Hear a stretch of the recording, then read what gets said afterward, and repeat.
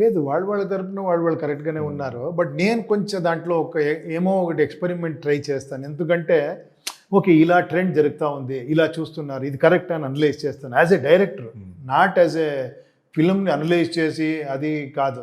ఏమరా ఇలా చేస్తే కొంచెం ఏమరా మార్పులు తీసుకొని రావచ్చా, ఇది కొంచెం చేంజ్ చేయొచ్చా, ఆడియన్స్లో ఇది ఏమి ఆ స్టార్డమ్ ఆడియన్స్లో వచ్చే టైప్ ఏమరా చేయొచ్చా. స్టార్ని చూసి విజిల్ కొట్టేది ఒక విధానం అంటే ఆడియన్స్ని ఏమరా సబ్జెక్ట్ చేయొచ్చా అని ఆ రివర్స్లో ఏమరా థింక్ చేస్తాను అంతే.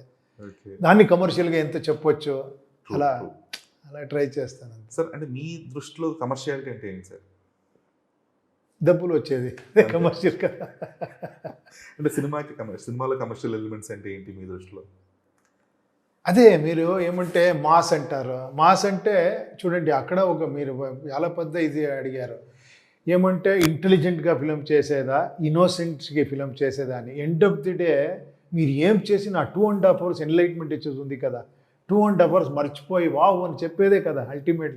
Only that much you can succeed. నేను వాళ్ళ లైఫ్నే మార్పులు తీసుకొని వస్తాను అనేది కష్టము. బట్ నేను అది కష్టమా, అక్కడే వెళ్తాను అంటాను నేను. అది నా ఫులిష్నెస్, నా స్టబర్నిటీనో తెలియదు.